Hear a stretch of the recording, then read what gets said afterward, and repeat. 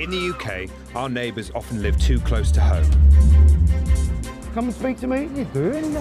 So it's no surprise 1 in 5 of us have been in an argument with next door. Coming up, things get nasty between 2 Bristol neighbours. Every day I get a call from Collins, tell me he's going to slash my throat. A neighbourly dispute over money gets blood boiling in a Cotswolds street. It was like an elastic band snapping. Something had just made me very, very angry. And menacing threats are in the air in Northampton. His response was, well, you better hope I'm not evicted because I've got friends and they'll come after you.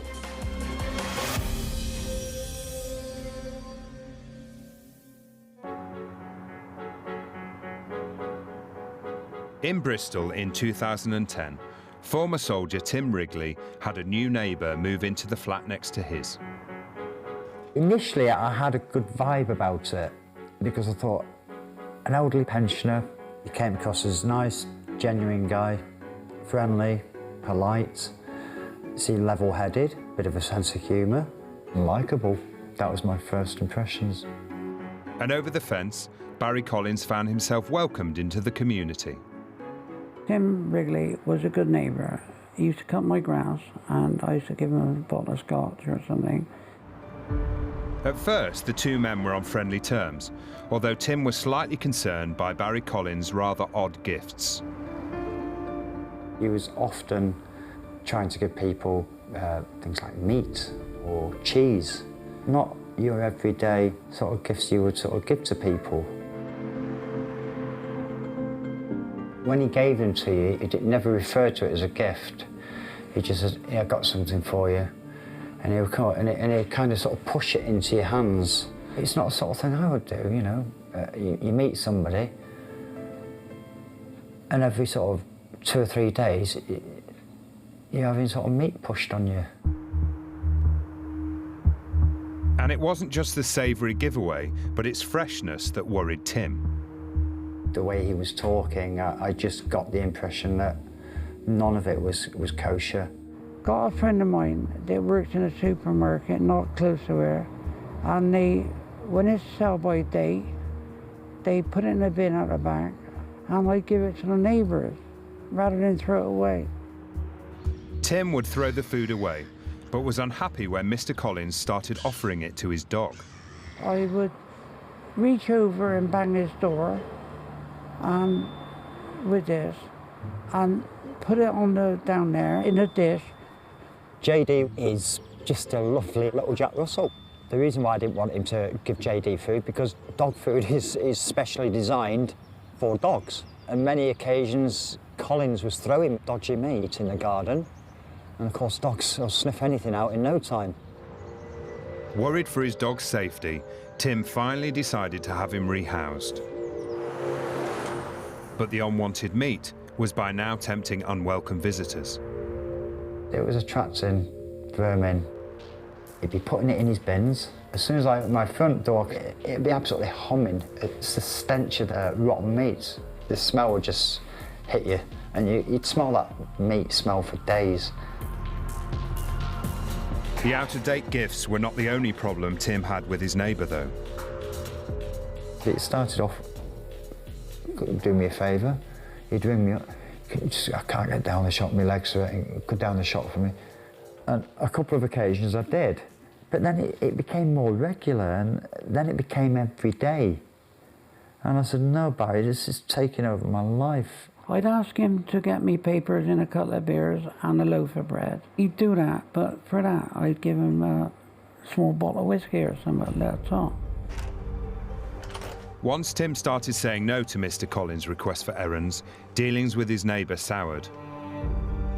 The threats started coming in towards the car because I wouldn't go to the shop. You watch your car tonight. The nastiness about it. It wasn't, I'm going to burn your car out tonight. It was, look out for the glow out the window tonight. Things like that. No, never. I don't threat. I don't make empty threats. If I threatened to do it, I would have done it. Mr. Collins denies the accusation, but in the weeks that followed, it wasn't just his neighbour that was putting Tim on edge. Barry appeared to have several visitors, and they were often hanging around in his garden. One day I happened to go in my kitchen and I just happened to look out of my window. I just happened to have my camera and I took this picture and I thought, why is that man passed out on my grass?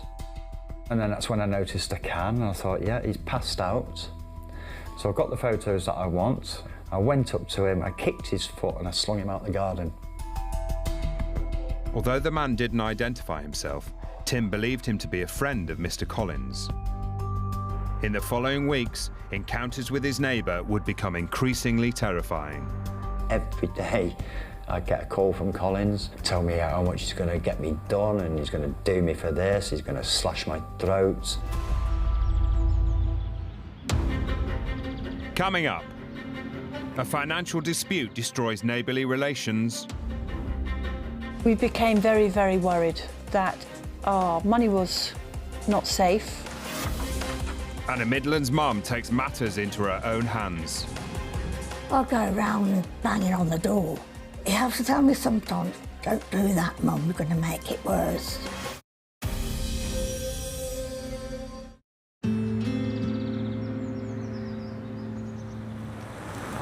Broadway, a charming village with the familiar honey glow of Cotswolds stone. It was here that Peter and Angela McSweeney had chosen to enjoy their retirement. We love Broadway, we love the atmosphere, the shops, the village and the people that live in it. It is a respectful area. Everybody likes to make their gardens look nice. Across the street, the McSweeney's neighbours, Claire and Richard Mayman, have lived in Broadway for over 20 years. This is our house that we live in, the beginning of the road. We are younger. By a long way. Yeah. And we just feel protective. We just feel that these people are vulnerable, so we just keep an extra eye and an ear out on their behalf. And also living on the same street was a family. When we first moved in, the family were very friendly. She came over socially on many, many occasions, where we used to have chats and cups of tea. It was always sort of ringing me up and saying, is everything all right? Is there anything I can do? Don't forget, you can always call on me if there's anything needs doing. We trusted each other, absolutely. It seemed the neighbours had the sort of relationship that everyone hoped for. The only child was indulged, most definitely. He didn't want for anything. He was always turned out very nicely, always got nice designery clothes. We'd often see him when he was a teenager walking up and down this road. So he had a charmed life. The son of their neighbours had left home, but returned to the close-knit community when he decided to open a cafe in the village where his parents still lived. He took on this business and we just watched him and the business work very successfully. He drove a nice car and we thought, well, wow, this is good for him. With business appearing to be going well, in 2010 he turned up at Angela and Peter's door with a proposition.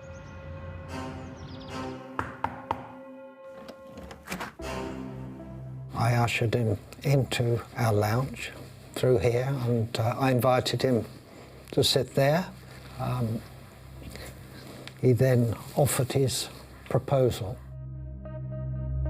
He needed the money to start up a new business in Stratford-upon-Avon. He wanted to borrow £50,000 for this new venture. The £50,000 came as quite a shock. When we were a little bit sort of hesitant over the 50,000, he assured us that he would pay it up as quickly as he possibly could. He shook hands with Peter and then off he went. We felt comfortable that we could actually loan it to them because of the friendship between us. There was no paperwork to the deal between neighbourly friends. And unbeknown to the McSweeneys, they weren't the only neighbours he'd approached. I remember sitting in the conservatory chatting to him very casually. I think think we said right at the beginning, ooh, Stratford's a distance, but he was so enthusiastic and so positive, and because it was a business that we knew, you felt it was an opportunity both for him and actually for us. I suppose he not flattered us, but led us to believe that we might be part of this expanding empire. Claire and Richard also decided to lend money for the new Stratford cafe. £20,000. There was a trust between us as decent people. But less than 6 months later, he was asking for more money from the Maymans. The tone for the second loan was quite different because by then his back was on the wall, and he implied that if we did not help him with the second amount of money, then almost certainly we would never see the first. Feeling they had no other option, the now increasingly concerned Maymans agreed to 2 further loans to their neighbour, totalling £50,000. We became very, very worried for this business that he had embarked on in Stratford, and that our money was not safe. They were right to be worried, as the Stratford cafe appeared to be failing, pushing neighbourly relations to breaking point. We were advised that the bailiffs had gone in. The Maymans and the McSweeneys, each family still unaware the other was involved, were walking headlong into a hopeless ordeal. They'd taken all this money from us, and all because we were helping somebody. In Bristol, Tim Wrigley's refusal to do errands for his neighbour or accept his unwelcome gifts had severed a fledgling friendship and quickly escalated into threats. The nastiness about it, it wasn't, I'm going to burn your car out tonight, it was, look out for the glow out the window tonight, things like that. But little did Tim know things were to take another bizarre turn when his neighbour Barry Collins lit a bonfire. Went downstairs, opened the front door, and straight away I was hit in the face with the smell of burnt, rotten, stinking meat. It was a really bad sort of fleshy burning smell. My car was on the driveway covered in ash. Around there, most people are smoking weed and drugged out of their minds, and I had lit a bonfire to get rid of the rubbish. Frightened by the threats and disruption, Tim reported Mr. Collins to the authorities, who paid him the first of many visits. He wouldn't say anything to me face, because he was scared of me. When I was 20 years of age, I'd have punched his head right off his shoulder. I mean it. And as the days went on, his neighbour's threats escalated. Every day I'd get a call from Collins. He'd leave me loads of abuse, leave me nasty messages on there, on the phone, tell me how much he's going to get me done and he's going to do me for this, he's going to slash my throat. I was getting these phone calls every day. So do you think I'm really worried about killing him? I don't mind lying on a cell all day watching telly for nothing. No. And decent food and decent neighbours. Sure. Eventually, on the 8th of November 2012, Mr. Collins received a visit from the police that would bring the situation to a head. There was a big row here one night, and next day I had a lady from the council, 3 PSOs and a sergeant. The door was open and they just walked straight in, and I was quite rude to this lady. I just didn't like 5 people walking into my place. Barry Collins was served with a court order on the spot.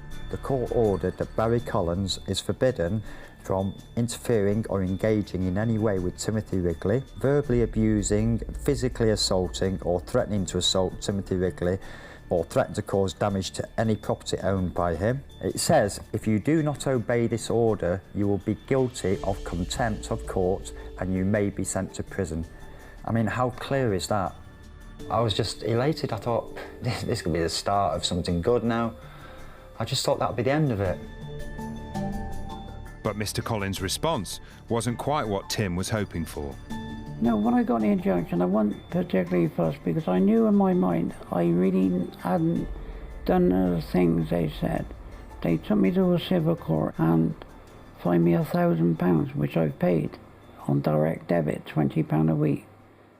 Having absolved himself with a cash payment, Tim says Mr. Collins ignored the court order. Desperate to prove his neighbour was breaching his injunction, in the days that followed, Tim came up with a plan. I was told by authority that they will not act unless I've got proof, and that's what I did. I documented every bit of evidence that I could. Up in the Midlands town of Northampton, mother and son, Valerie and James Loney, had enjoyed 6 years of peace and quiet at their town centre flat. It was like a breath of fresh air. It was a nice new building, really friendly neighbours. This is it. This was our home. A full-time carer to Valerie, the last thing James wanted was anything to undermine his mother's already fragile health. You just want somewhere nice and peaceful that you can just kick back and enjoy it later years. But the arrival of a new neighbour was to make that virtually impossible.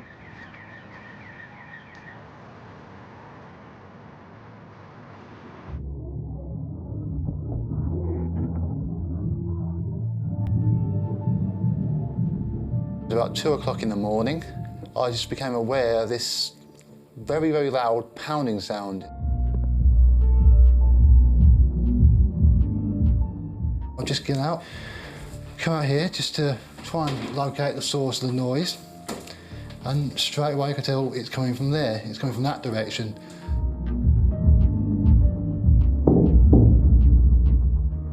You couldn't make out what music it was because it was just thumping. You could almost feel it coming through the wall. It was incredibly loud.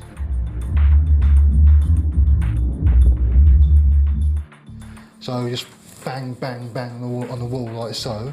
It did eventually stop. I met my neighbour the next day. There was a knock on the door, so I went to answer it, and there he stood. He said he was very sorry and he thought it would never, ever happen again. James felt reassured by his neighbour, but it wasn't to be the last time he'd lose a night's sleep. And then it happened again, and then it happened again, and then it happened again. This has been going on now for a whole year, and it's been non-stop since. And the disturbances weren't just after dark. From first thing in the morning and often throughout the night, it was unrelenting.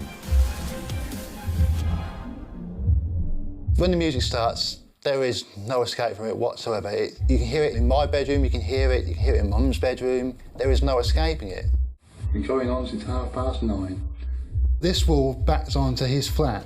It's right through there, so the sound just comes right through like that.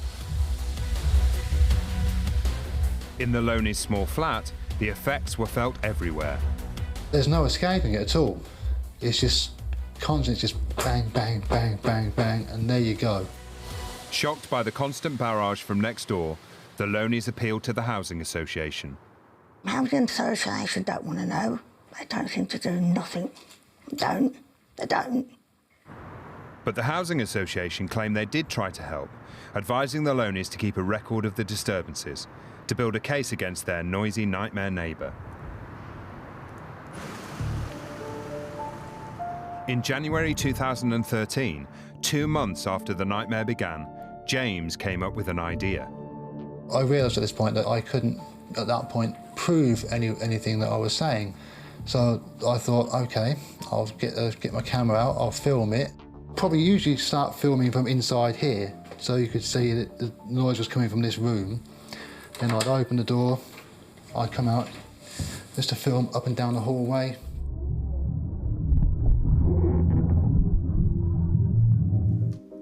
I'm going to make sure there's some action taken, so I uploaded it to a video hosting site, made it public so anyone could see it, anyone could comment on it. Every time I'd send a link to the Housing Association so that they'd know this is what we're dealing with. just to give you a sense that you can hear in every single room, from the hallway right through to the living room.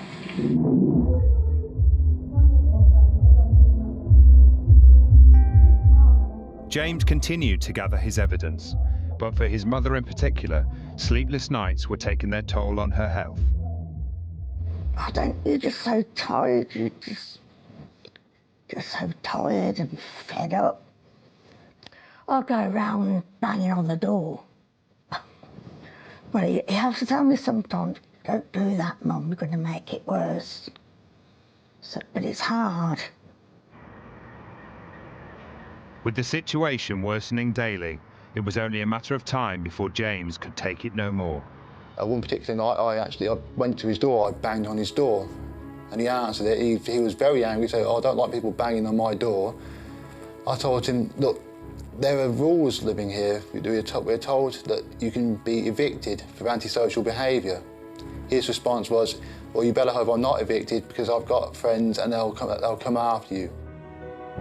Faced with threats and with little help from official channels, James would find support in the online community.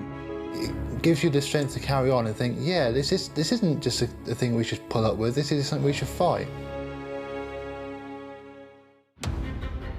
Coming up, Barry Collins continues to unnerve his neighbour.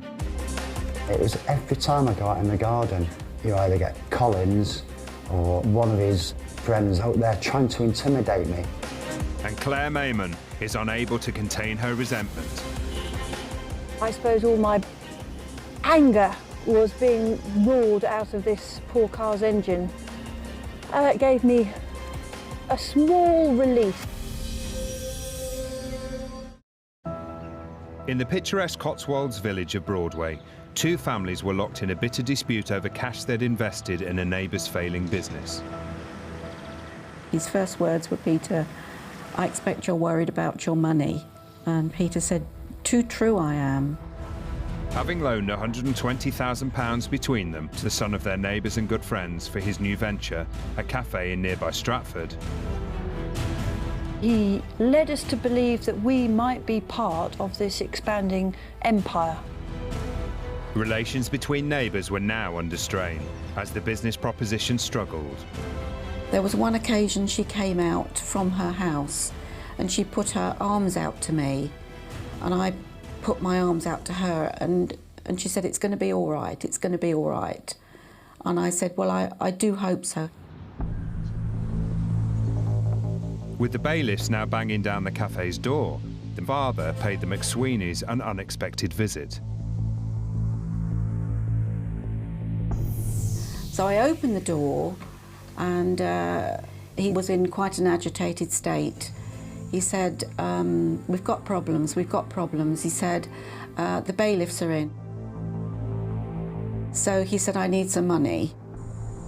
So I said, well, I'm sorry. I said, go and ask somebody else. I said, you're not asking me. He said, well, I don't need my cash. He said, I don't need cash. He said, oh, all I need is a credit card. And I said, well, you're certainly not getting my credit card. I was very surprised that the father came over, because it was actually the first time that we'd had any sort of conversation about the business or anything of that nature.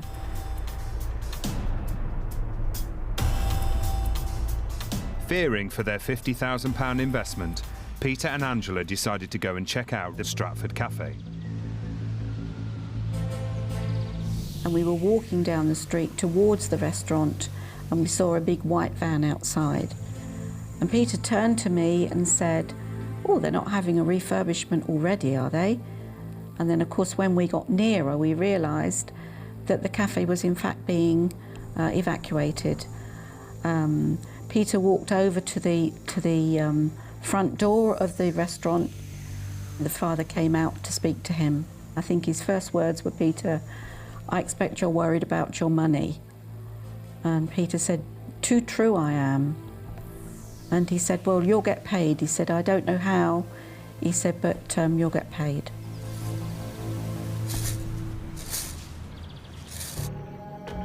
Despite his assertion, months went by and there was no sign of the money. The once friendly family were now giving their neighbours the cold shoulder. This is... Not even so much as a hello in the street.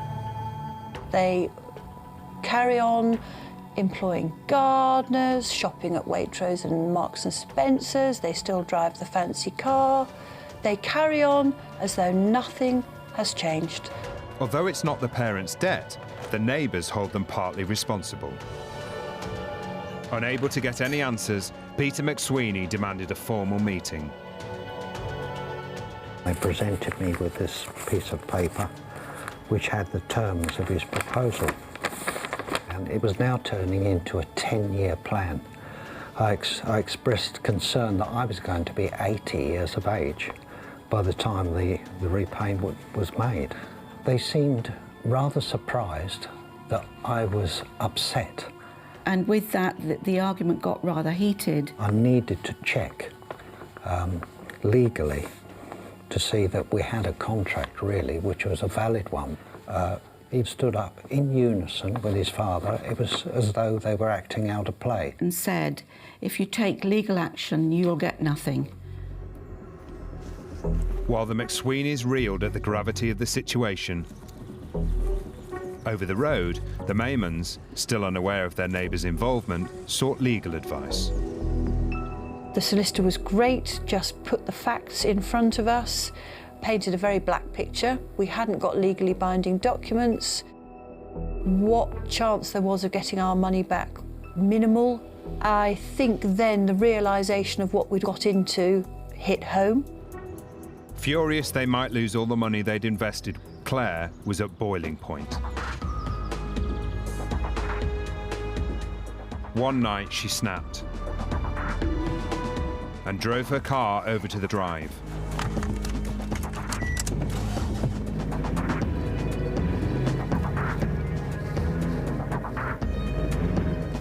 I suppose all my anger was being roared out of this poor car's engine. Long enough to make me feel a bit better, long enough to see the parents running from window to door to door to window to try and work out who and what was going on the drive in front of their house. It gave me a small release. It was like an elastic band snapping. Something had just made me very, very angry. I couldn't do anything else, but I could do that. But her actions would make Claire feel better only temporarily. Oh, hi, Peter. Angela. Richard. Come in. Thank you. In the weeks that followed, the Maymans and the McSweeneys would finally find out that they'd both invested in a seemingly doomed business. Hiya, Peter.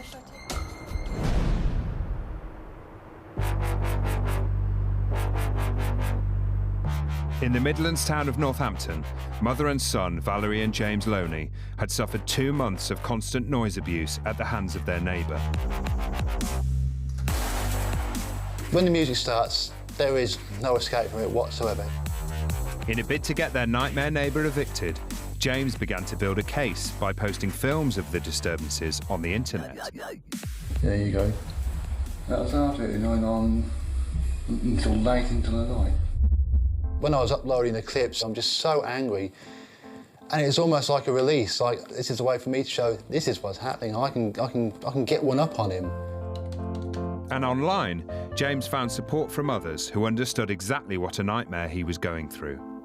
It's just reassuring to know that other people feel the same way. It gives you the strength to carry on and think, yeah, this isn't just a thing we should put up with, this is something we should fight.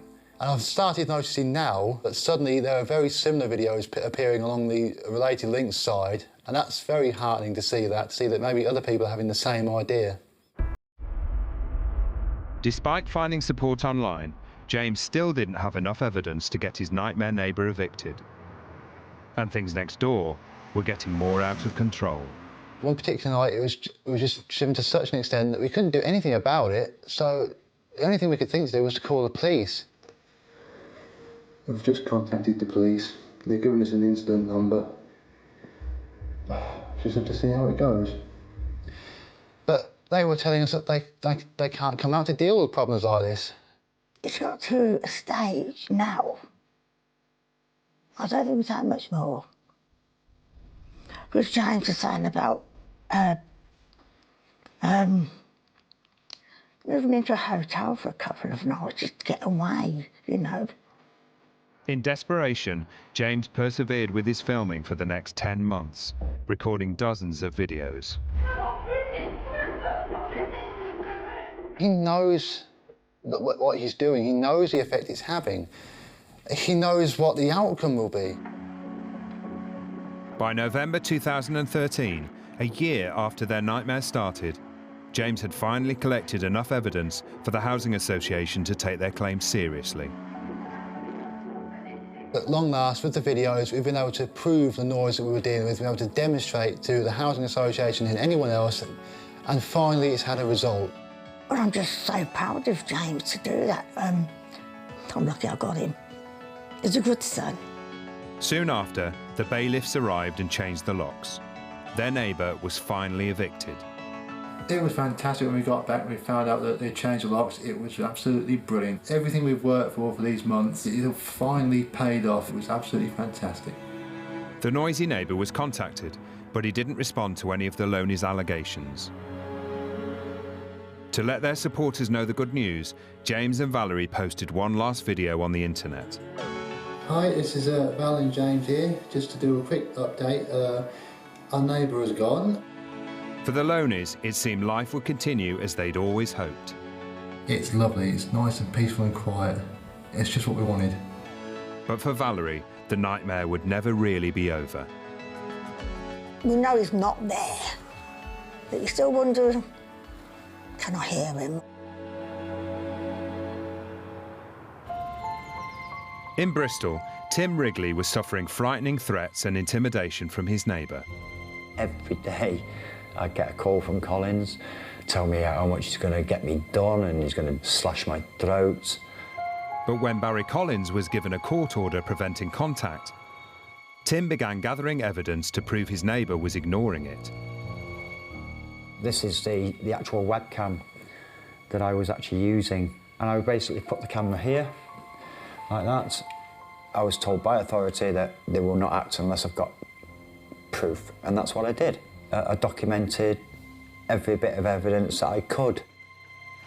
But Mr. Collins wasn't happy being filmed. Well, that is an invasion of private privacy. How would you feel if every time you come out your front door, somebody's filming you? Would you like that?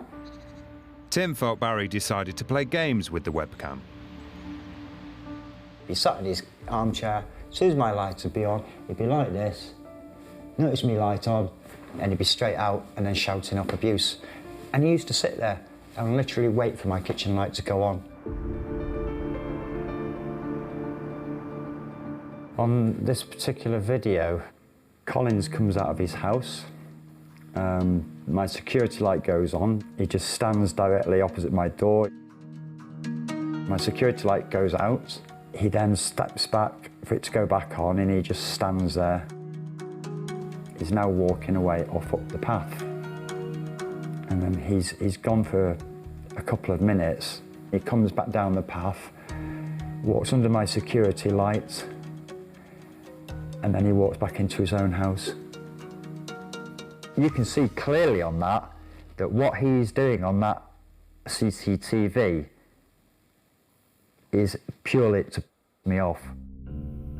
Although Mr. Collins wasn't doing anything to breach the order, Tim nevertheless found his actions intimidating and claims that his neighbour wasn't acting alone. It was every time I go out in the garden, you either get Collins or one of his friends, if you like, if you can call them friends, always out there trying to intimidate me. A lot of it was to try and show his power, if you like. You mess with me, this is what you've got to deal with. It's scary. Mr. Collins claims he was just going about his business. But the continuous intimidation was making Tim feel like a prisoner in his own home.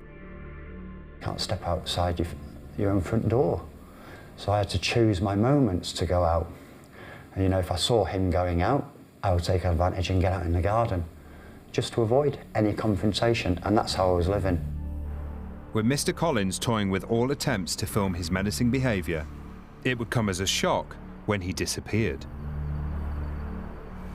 And he went to Spain like some sort of big criminal, like a Mr. Biggs.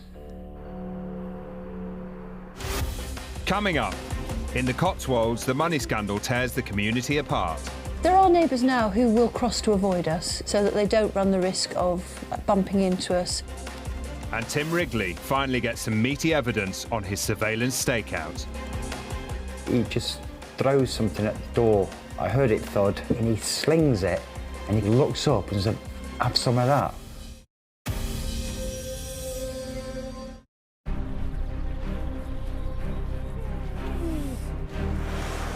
In the Cotswolds village of Broadway, two families were facing the possibility of losing the £120,000 they'd invested in their neighbour's failing cafe. He led us to believe that we might be part of this expanding empire. With each couple now suspecting they weren't the only ones involved, they held a meeting. First time we all sat round this table, we were like lumps of lead, all of us, weren't we? We were. We were. I think I was in tears. You were, actually. Angela. I was in tears. It all fell into place, actually. We recall seeing you in the restaurant in Stratford. Oh, did you? Yes, we called in by chance when in the early days when they were refitting And we were there. And you were up in the refit. Ushered us a away. quick one. He Really? ushered us away, so we wouldn't actually see you. I didn't know that. So Yes. it all fell into place. He said to us that you'd come to look at a safe. Oh, discovered that a was the safe. reation why we were there. Oh, the So- devious what's it? Yeah. We always thought that we were the only people that... Yes, well, as you did. So did we. Did he pick on us deliberately? Oh, I think so, Angela. I feel the more I think about it, the more I feel that he just weighed up the reaction of each set of neighbours should he approach them. But what is sad, Peter, is they were friends. Oh, absolutely. And they were good friends.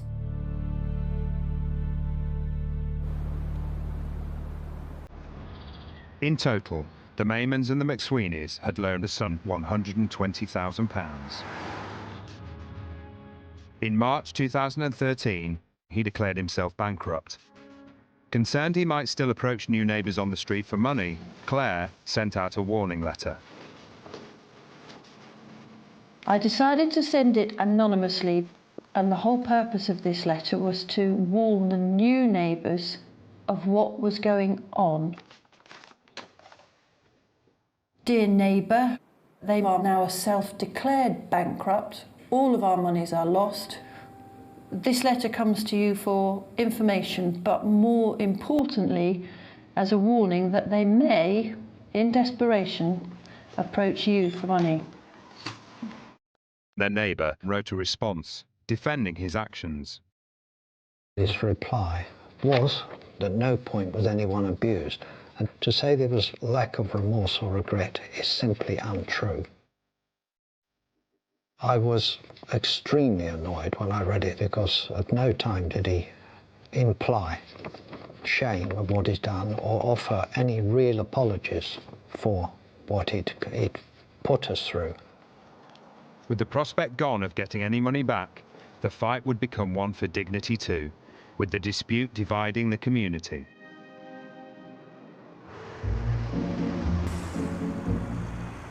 There are rumours and gossip and whispers and this happened, that happened, this was said, that was said. Their neighbours even put their house on the market. We have been told that certain neighbours believe that we personally have put pressure for the house to be sold. That is not true. There are neighbours now who will cross to avoid us, neighbours who would have walked up and down now, drive up and down, so that they don't run the risk of bumping into us. Since the bankruptcy, ownership of the Broadway Cafe appeared to pass to family friends, enabling the son of their neighbours to continue working there as manager.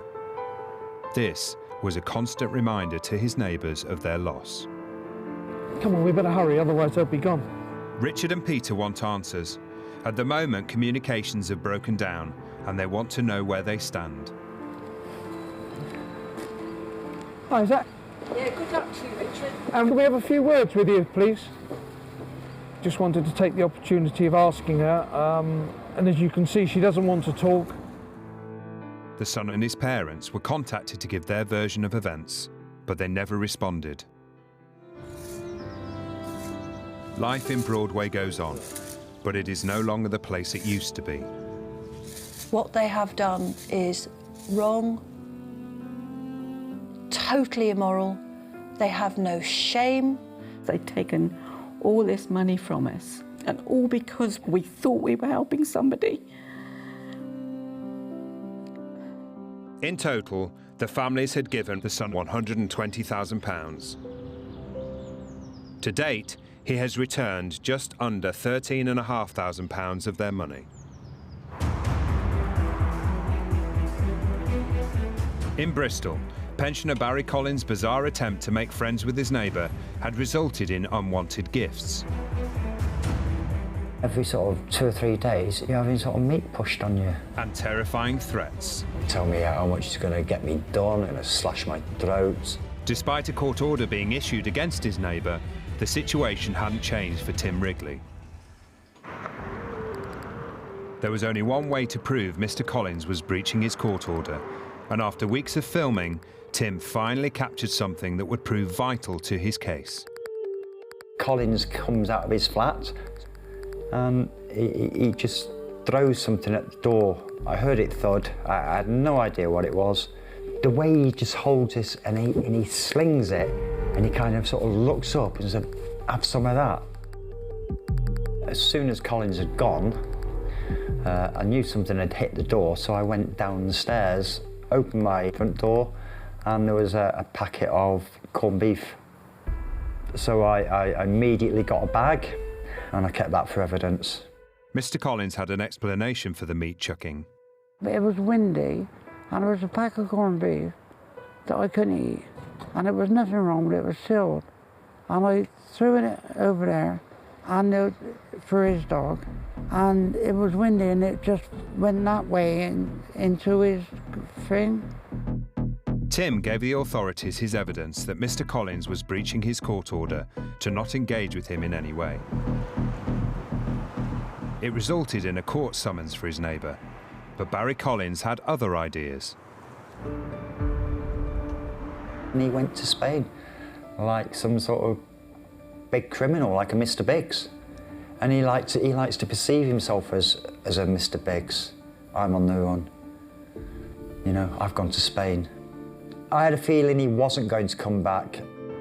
But it seemed the Costa del Crime wasn't his thing, and only a few weeks later, Mr. Collins returned to the UK. As I came into, to show me passport, there was 2 coppers there, and they arrested me and took me out of the prison. 2 years after his nightmare began, Tim finally got the phone call he'd been waiting for. And it was some policeman that was dealing with it, and he said, "Good news, we got him." And that was his words, "We got him." Bristol Airport, and he says that he'd be waking up now at Her Majesty's prison. And to be able to walk to the shop without having to fear anything, without having to look over your shoulder, it's the best feeling ever. Tim Wrigley decided to move house, but Barry Collins, now free from jail, is back at home and remains unrepentant. I don't really want to talk about Wrigley because he's a scrounger and a no-gooder. I'm fed up with him. I really am. Barry, why don't we talk about... I don't know where he lives. I don't want to know where he lives. Next time, a canine dispute turns to menace in Scotland. He says they were howling from 1 o'clock, 3 o'clock, 5 o'clock, 7 o'clock in the morning. And a Midlands couple are terrorised by their neighbour's bizarre behaviour. I said, "This terrible smell." I said, "It's just like somebody's chucked some urine." There it comes, look, straight over our fence. Look at that, disgusting.